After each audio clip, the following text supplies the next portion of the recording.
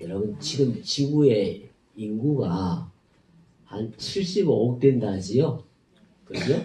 그러면은 우리 하나님이 75억 가운데 우리 한 사람 한 사람을 다 아실까요?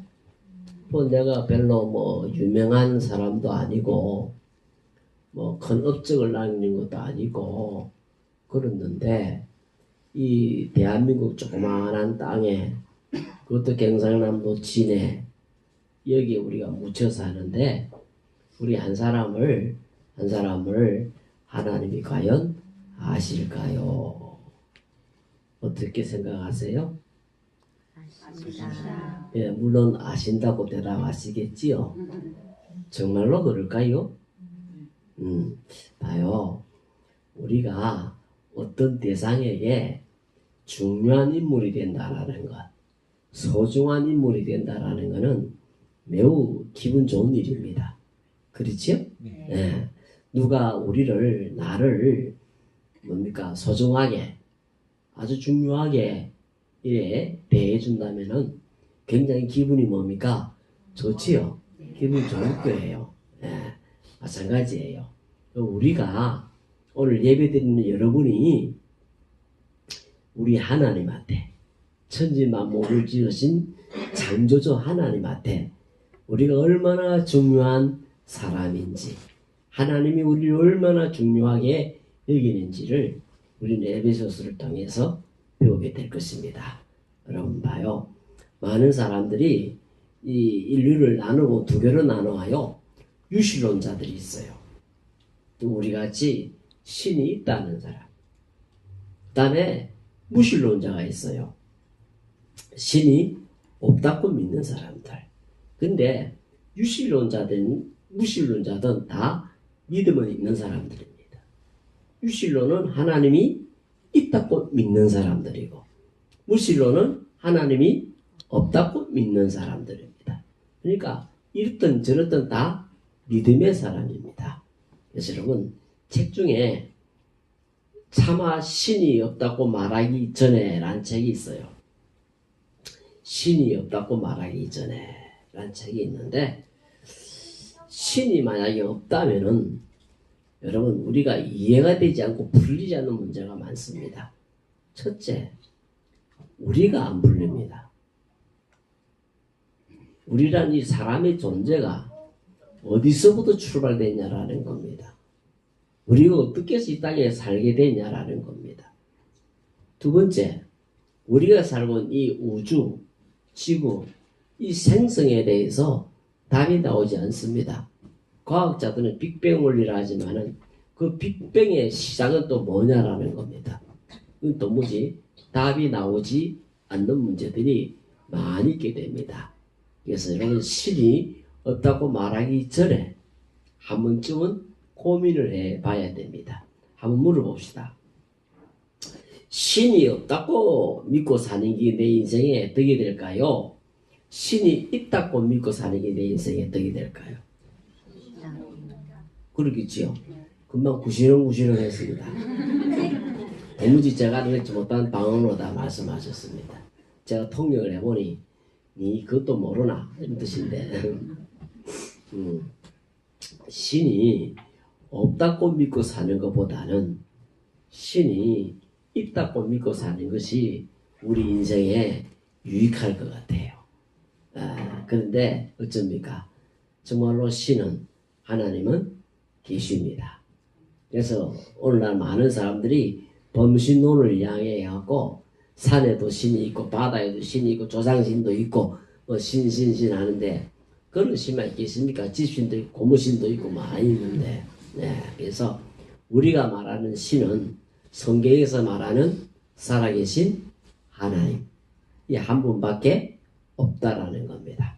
그죠? 이해가 되시죠? 제가 지금 몇 주에 걸쳐서 말씀을 드리는데 같이 한번 합시다. 계시종교. 어떤 분들이 이렇게 말을 해요. 하나님이 살아계신 것이 믿을 수가 없다. 또 자기는 하나님이 살아계신 것이 하나님이 존재한다는 것이 믿어지지를 않는다. 그건 명답이에요. 아주 정확한 답이에요. 봐요. 하나님은 믿어지는 게 아니고 보여지는 것이 아닙니다. 우리의 노력으로 되는 것이 아닙니다.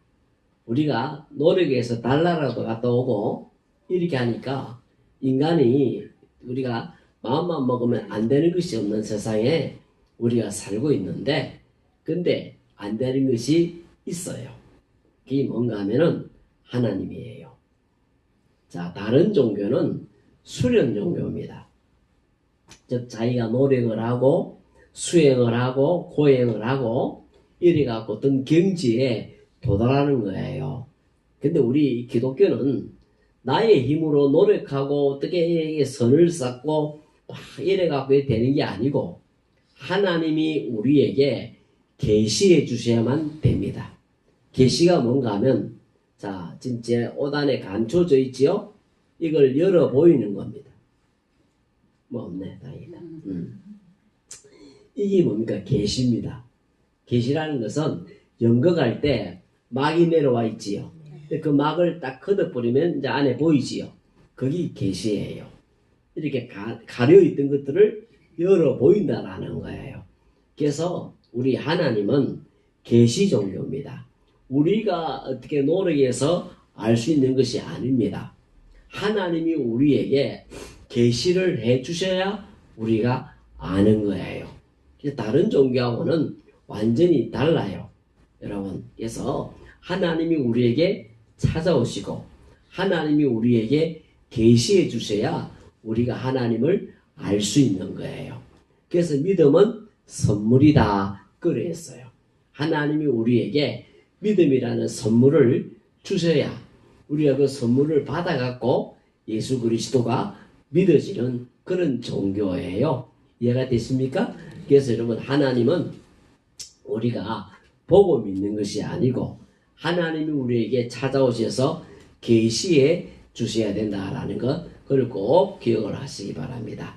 자, 오늘 1절에 보시면은 하나님의 뜻으로 말미암아 예수 그리스도의 사도가 된 나 바울은 그랬거든요. 이 바울은, 이 사도란 말은 보내심을 받았다. 하나님이 사도 바울을 보냈다, 파송했단 말입니다. 근데 이 사도 바울이 사도가 된 것은 무엇으로 됐단 말입니까? 어떤 단체나 어떤 사람이 추천장을 써주가 됐단 말입니까? 어떻게 됐단 말입니까? 하나님의 뜻으로. 여러분, 지금 이렇게 앉아 계시는데 만약에 여러분이 그 출생에 대해서 불확실하게 여러분 갖고 계시다면은 마음이 어떻겠습니까? 내 소속이 불확실한 거예요. 내 부모님, 미안합니다. 혹시 해당되는 분이 있으면 용서하십시오. 나의 그 소속이 불안하면 어떻게 되겠어요? 요즘은 그런 농담을 잘 안 하는데 제 어릴 때에도 이 부모님들이 참 많이 놀렸어요, 우리를. 성이라 니 쪼왔다. 저기 오동동 다리 밑에서 쪼왔다. 뭐 대야동 굴다리 밑에 쪼왔다. 지금부터 대야동 굴다리 밑에 가봐라, 너무 막 떡 팔고 있다. 그러면서 우리 성인이 못 봐서 이런. 아, 그걸 들으면 그 농담이잖아요. 근데 그 나이 때는 그걸 들어보면 울어요. 제가 울었다니까요. 막 울고 그랬어요. 이게 소속을 흔드는 거예요. 뿌리를 흔드는 거예요. 이거는요, 치명타거든요. 여러분, 우리가 이 소속이 흔들리면은 인생에 큰 혼란이 일어납니다. 오늘 바울은 자기 소속이 지금 뭡니까? 분명해요. 하나님의 뜻으로 됐다라는 겁니다. 여러분, 우리가 하나님의 자녀된 것, 우리가 그리스도인 된 것, 이거 여러분 하나님의 뜻으로 된 것입니다. 아멘. 그걸 여러분이 믿으셔야 돼요. 자, 우리 연세가 많으신 우리 어머니들, 아버님들도 아유, 내가 이 나이에 아니에요, 여러분. 하나님이 여러분들을 정말로 특별히 사랑하셔서 지금 불러주신 거예요. 아멘. 네, 여러분, 이 노후에 여러분이 예수 그리스도를 믿는다라는 것은 기적 중의 기적입니다. 인생을 70년, 80년 살아오셨기 때문에 다 여러분 나름대로의 그 경험이 있고 다 이거 뭐 혈육의 정이 있고 다 쌓아온 그 기초가 있는데 여러분이 예수 그리스도를 받아들여서 하나님의 자녀가 된다는 것은 쉬운 일이 아닐 것이었습니다. 근데 여러분은 이 연세에 예수 그리스도를 받아들여 갖고 하나님의 자녀가 된 겁니다. 지금 비록 여러분 머리에는 여러 가지 지식과 정보가 많이 있을 겁니다. 그러나 그 지식과 정보를 여러분 좀 내려놓으시고 성경이 말하는 것은 여러분이 예수 그리스도를 믿으신다면 십자가 위에서 우리 죄를 대신 지시고 죽으시고 부활하신 그 예수님을 여러분이 하나님으로 믿으신다면 그 믿음 때문에 여러분은 하나님의 자녀가 되신 줄로 믿으시기 바랍니다. 여러분 교회를 1년 다녔던 하루 다녔던 10년 다녔던 관계없습니다. 여러분이 마음으로 예수 그리스도만 믿으신다면 모셔드렸다면은 그리고 여러분 이름으로 그분을 주여라고 부르신다면은 여러분은 하나님의 자녀가 되셨습니다. 아멘. 안용준 아버님 왜 입술을 갖다 안 하세요? 내가 유심히 지금 보고 있는데 천국 가실래요? 지옥 가실래요? 아버님 저 보이소? 어이 아버님 내 보이소? 아버님은 십자가에 달리신 예수 그리스도를 믿으십니까? 크게 예. 그 예수님 어디 계십니까 지금? 아버님 그 십자가에 죽으신 예수님을 아버님 마음속에 모시겠습니까? 예. 그럼 그 예수님 이제 아버님 마음 안에 계시지요? 예. 자 여러분 봐요. 그럼 우리는 뭐 이제 하나님의 자녀가 다 되었다라는 겁니다. 우리가 하나님의 자녀 된 것은 돈 주고 산 것도 아니고 우리의 노력으로 된 것도 아니고 하나님의 뜻으로 된 겁니다. 아멘. 여기에 대해서 흔들림이 없어야 됩니다. 여러분 신앙생활을 잘하든 못하든 기도생활을 열심히 하든 뭐 실감사하든 주일을 빼먹든 말든 이런 거하고 관계없이 여러분이 예수 그리스도를 믿으신다면은 다 하나님의 자녀가 되었고 여러분이 하나님의 자녀가 됐다라는 것은 어떤 단체로 추천장을 받아서 된 것이 아니고 여러분은 어떤 과정을 수료해 갖고 된 것도 아니고 어떤 학교를 졸업해야 된 것도 아니고 여러분은 하나님의 뜻으로 우리는 하나님의 뜻으로 하나님의 자녀가 되었습니다. 아멘. 자 봐요. 그럼 바울이 편지를 씁니다. 누구한테 썼는가 한번 보십시오. 에베소에 있는 지금 에베소는 저 터키하고 그리스 쪽입니다. 예, 성지순례로 안 가면 좋겠죠. 에베소에 있는 그다음에 뭡니까 성도들은요 우리가 그 참 착하게 좋은 일 많이 하고 죽은 분들을 성자라 하지요. 세인트. 성도가 바로 세인트입니다. 구별된 사람들, 특별한 사람들 그런 뜻입니다. 그자 합시다. 나는 구별된 사람이다. 나는 특별한 사람이다. 여러분은 대단한 사람들입니다. 네. 그 다음에 봐요. 성도들과 그리스도 예수 안에 있는 신실한 자들에게 편지하노니. 그러니까 이 바울이 에베소에 있는 모든 성도들, 예수를 아는 모든 사람에게 이 편지를 쓰고 있는 거예요. 근데 뭐라고 썼는가 보십시오. 2절에 한번 보십시오. 하나님 우리 아버지와 주 예수 그리스도로부터 뭐와 무엇이 너희에게 있을지어다. 근데 우리가 아는 것은 하나님은 삼위일체입니다. 그죠? 여기 보니까 봐요. 하나님 우리 아버지 성부가 나왔지요? 그 다음에 뭡니까? 주 예수 그리스도 성자가 나왔지요? 성령님은 어디 가셨을까요? 성령님 봐요. 하나님 우리 아버지와 주 예수 그리스도께부터 우리에게 은혜와 평강이 있을지됐지요. 그 은혜와 평강 우리 마음에 던져주시는 분이 누구예요? 성령이에요. 아시겠어요? 하나님과 우리 주 예수 그리스도로부터 그 은혜와 평강을 받아갖고 우리 마음에 탁 적용 던져주고 믿어지게 하시는 분이 내가 은혜 받았구나 이걸 알게 하시는 분이 누구시라고요? 성령이에요. 이 성경은 약 2000년 전에 기록된 거예요. 그런데 이 성경을 지금 우리가 읽으면은 2000년 전에 기록된 이 성경을 지금 우리가 읽으면은 이게 깨달아지고 은혜가 되게 하는 것은 성령께서 우리에게 읽을 때 조명을 해주시기 때문에 그래요. 여러분 어두울 때 책을 보면 잘 안 보이잖아요. 그럼 우리가 뭐 불을 켜지요. 브레시를 켜든지 뭐 불을 켜갖고 조명하지. 조명 빛 조명 그러면 그 부분이 잘 보이지요. 그처럼 2000년 전에 기록된 성경인데 오늘 우리가 믿음의 눈으로 읽으면은 성령께서 빛으로 조명을 해주시갖고 그 부분을 깨닫고 은혜 받도록 해주시는 거예요. 이해가 되시지요? 자, 그래요. 근데 뭐와 무엇이 있을지어다? 은혜와 평강. 그 바울이 성경을 기록한 걸 다 읽어보면요. 바울 사도는 성경 처음에 꼭 뭐라 했냐면 은혜와 평강이 너희에게 있을지어다. 이게 공통적으로 다 나와요. 왜 그랬냐면요. 우리 성도에게 필요한 것은 은혜예요. 오늘 여러분도 은혜 받기 위해서 오셨을 거예요. 아멘. 그죠? 여러분 농협 하나로마트라든지 롯데마트는 뭐하러 갑니까?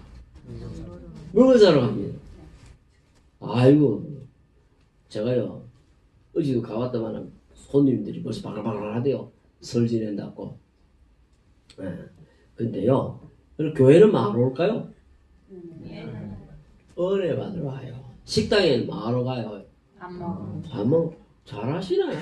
우리 교회는 하나님 만나러 옵니다. 왜 하나님 만나 뭐 하기 때문에? 은혜를 받기 때문에. 그래서 오늘 여러분하고 저하고 같이 상기해 볼 것은 은혜입니다. 이 은혜가 뭐길래 바울이 은혜 했는가 하면 여러분 잘 아시다시피 바울이 원래 이름이 뭐였어요 여러분? 사울이었어요. 이 사람은 아주 율법적인 사람이고 종교적인 사람이고 아주 학문과 철학에 뛰어난 사람이고 요즘으로 치면은 조기 유학을 한 사람입니다. 원래 히브리 사람인데 그 부모님들이 일찍 헬라 문화를 가르치기 위해서 헬라로 조기 유학을 와서 아주 헬라 철학에 능통했던 사람이 이 사울입니다. 그리고 이 사람은 유대교인이기 때문에 우리 기독교를 철저히 핍박했던 사람입니다. 오늘 아침 예배당에 불을 지르고 예수 믿는 사람들 잡아서 죽이고 이런 흉악한 일을 했던 사람이 이 사울입니다. 이런 사울을 하나님이 바울로 바꿔버립니다. 근데 그 바꿀 때 그걸 뭐라 하는가 하면 은혜라는 겁니다. 그래서 바울이 어떻게 고백하는가 하면 내가 내 된 것은 하나님의 은혜다. 그를 고백을 했어요.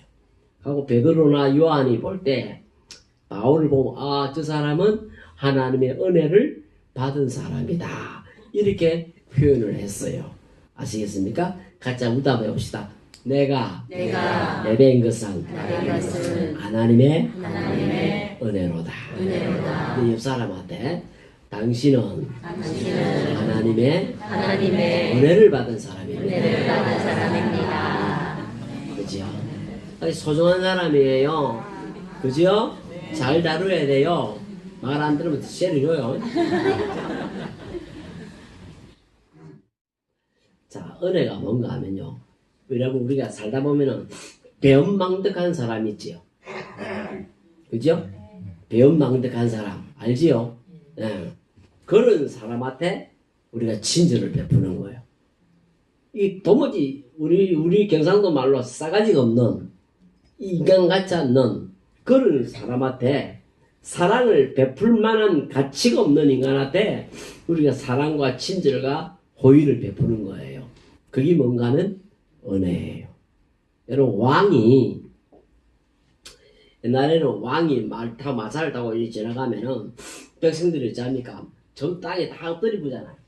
그죠? 땅에 다 엎드려 있어 왕이 지날 때까지. 근데 왕이 갑자기 그 마차에서 내려요. 내려가고 그 엎드리고 있는 백성에게 다가가서 왕이 허리를 숙입니다. 일어나게. 이게 은혜예요. 왕이 백성한테 허리를 구부리는 거예요. 숙이는 거예요. 거기 은혜예요. 여러분, 그래서 봐요. 만약에 부자에게 잘 먹고 잘 사는 부자한테 진수성찬을 차려줬다 칩시다. 그럼 반응이 어찌 나오겠어요? 응? 당연해요. 당연해요. 그런데 여러분, 가난하고 죄송한데 거지에게 진수성찬을 차려줬다 칩시다. 그럼 어찌 되겠어요? 그죠? 굉장히 고맙고 은혜가 되겠지요. 거기 은혜라는 거예요. 여러분, 우리가 이 예수님을 믿고 하나님 앞에 와서 예배드리고 있는데 이게 당연하면 안 돼요. 이게 당연하면 안 되는 거예요. 이게 뭡니까? 은혜가 돼야 돼요. 근데 왜 이게 은혜가 안 되는 사람들이 있는가 하면요. 여러분, 단어를 잘못 해석하고 있는 거예요. 여러분, 세상에서 죄라 하면은 행위적으로 죄를 지은 사람들이에요. 도둑질을 하거나 싸움박질을 하거나 사고를 치거나, 그죠? 이런 행위적으로 죄를 지은 사람을 죄인이라 해요. 근데 이 예배당에 오면요, 그냥 죄인이래요. 처음에 저는 기분 나쁘더라고요. 아무리 내가 죄를 많이 지었지만은 걔는 내 면상에 달라고 죄인하니까요. 기분 좀 더럽더라고요. 근데요, 성경에서 말하는 죄라는 것은 그런 행위적인 죄는 뒤로 놔두고 일단 하나님과의 관계에서 이야기하는 겁니다. 하나님과 관계가 회복되지 않은 사람들은 하나님과 따로 되어서 자기 인생을 자기 마음대로 사는 사람들을 죄인이라 합니다. 성경에서는 하나님 예수 그리스도를 믿어서 하나님과의 관계가 회복되면서 하나님을 자기 인생의 우선순위를 두고 사는 사람을 의인이라 합니다. 이해가 되셨습니까? 그래서 여러분, 이 죄인이라는 말을 잘 이해를 하셔야 됩니다. 내가 뭐 어젯밤에 은행 들고 온 것도 아니고 내가 한 주간을 뒤돌아볼 때 뭐 별로 잘못한 거 없잖아, 우리. 그죠? 기껏 해서 욕한 것밖에 더 있습니까? 거짓말 한 번 한 것밖에 더 있습니까? 그밖에 없는데, 근데 우리는 죄인이라 합니다. 그게 왜 죄인인가 하면 하나님과의 관계에서 말하는 거예요. 내가 하나님과 전혀 관계없는 삶을 살았다. 그럼 그게 뭡니까? 죄인이 되는 거고, 내가 하나님과 연합된 삶을 살았다. 그럼 그건 의인이 되는 거예요. 이해가 되시죠? 여러분 마음에 예수 그리스도가 계시면은 여러분은 의인이고 하나님의 자녀고, 여러분 마음에 예수 그리스도가 안 계시면 아직까지 죄송하지만 우리는 죄인이란 말입니다. 하나님의 자녀가 아직까지 안 되었다라는 그런 결론입니다. 이해가 됐습니까? 내가 신앙심이 좀 더 깊어지고 내가 교회를 더 열심히 안 해요. 그런 건 아니에요, 여러분. 그런 걸 잘 공로사상, 선행사상은 내려놓으시라니까. 자녀 되는 거하고 그거하고는 아무 관계 없습니다. 여러분 집에 지금 자녀들 낳아서 키우는데 얼마나 이쁜 이렇게 낳아 키웁니까? 소만 썩이지. 독일 속담에 자식은 어려서는 엄마의 뭡니까? 치마를 밟고 커서는 엄마의 뭡니까? 마음을 밟는다 했는데. 자, 은혜가 뭐라고 여러분? 변망덕하고 받을 자격이 없는데도 불구하고 하나님 우리에게 뭡니까? 주시는 것이 은혜입니다. 그 은혜는 사람을 변화시키는 겁니다. 그 은혜는 사람을 새롭게 하는 것입니다. 그 은혜는 우리의 몸도 치료하고, 잘 들으세요? 우리의 감정도 치료합니다. 우리 마음을 누가 지었을까요? 하나님. 지은 분한테 가야 정확한 치료가 됩니다. 여러분, 하나님의 은혜를 우리가 왜 받아야 되는가 하면은, 하나님의 은혜가 우리에게 왜 필요한가 하면은 하나님이 우리에게 마음을 주셨기 때문입니다. 그래서 여러분, 그 상처 있는 마음, 또 말 못할 마음이 있는 것들, 여러 가지 마음들이 있지요. 찢어진 마음들, 놀란 마음들, 한평생 사시면서 별의별 일을 다 겪었을 텐데 그런 마음들을 그대로 듣고 살지 마시고 이 하나님 앞에 가지고 와갖고 드리세요. 하나님, 이 마음 좀 만져주세요. 이 마음 좀 치료해 주세요. 그러면 여러분 치료가 일어난답니다. 같이 합시다. 내가 믿는 하나님은 은혜의 아버지시다. 아멘. 아버지는 주시는 분입니다. 하나님은 우리에게 은혜를 주십니다. 이스라엘 백성들은 매일 나가서 만나를 거두어들였어요. 우리가 생각해 볼 때요, 하나님이 이러면 좋겠어요. 일주일은 쫙 줘갖고, 그죠? 야, 너 일주일은 그냥 그다 낳고 먹으라 하면 될 거 아닙니까? 근데 하나님 매일 나가서 먹으라 했거든요. 우리가 주기도문도 어찌합니까? 일용할 양식입니다. 하나님 왜 이렇게 째예요? 한 달은 막 주시든지 일주일은 딱 줘갖고 먹으라면 되게 우리가 든든하다 아닙니까?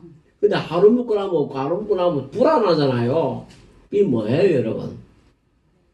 하나님을 날마다 만나서 날마다 새로운 은혜를 받으라는 거예요. 그래서 여러분 하나님 앞에 자주 나와서 새로운 은혜를 자꾸 받으시갖고 여러분 마음이 더 정결해지고 평안해지는 그런 역사가 있기를 바랍니다.